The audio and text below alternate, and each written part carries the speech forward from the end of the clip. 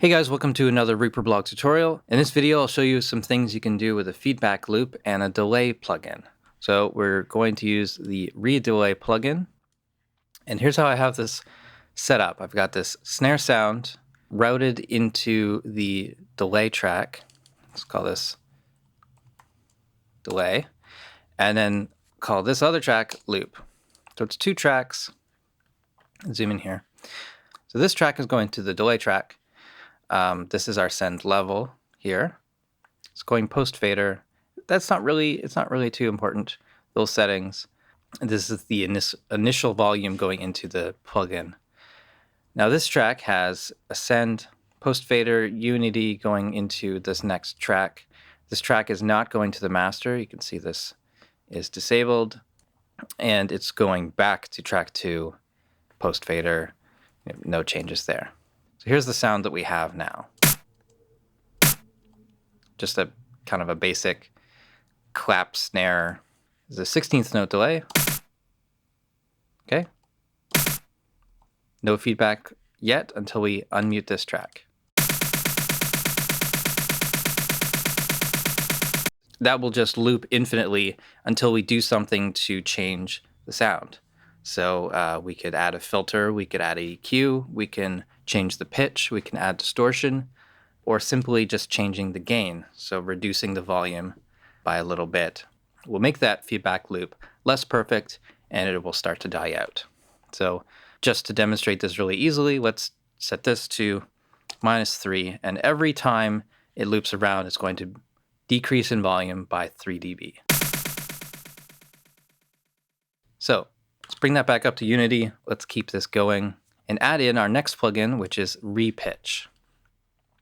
So I've got this set up with 4 different pitch shifters, 4 different settings. Let's put this one at +6. And I have this solo active shifter option enabled so that we're not hearing all 4 of these at once, we're just hearing one of them. All right, so listen to this at +2 semitones.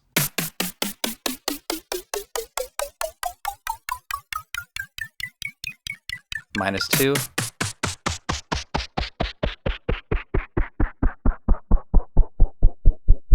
-6. +6.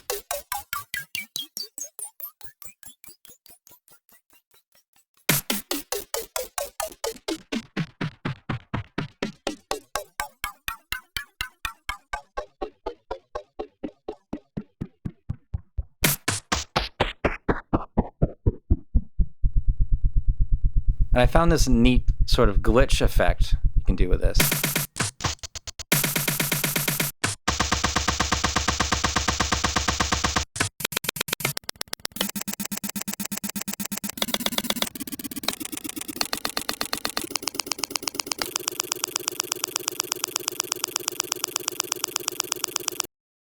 So I found that you can make these looping glitch effects just by toggling this ReaPitch plugin on and off. So I think that's kind of useful. You'd probably be recording that into a new track or recording the output in some way so that you can then further manipulate this, make songs out of these weird sounds. So next I wanted to show you this EQ, putting just a low-pass filter in the signal path.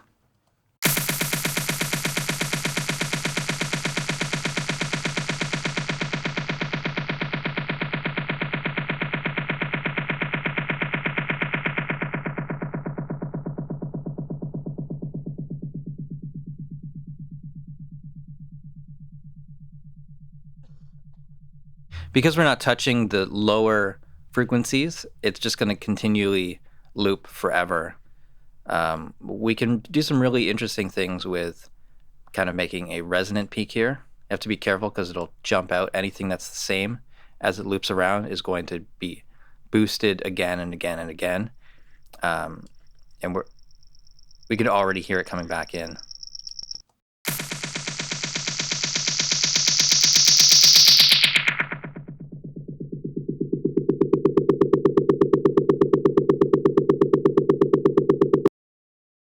Something you have to be careful of, but it can be a really cool effect.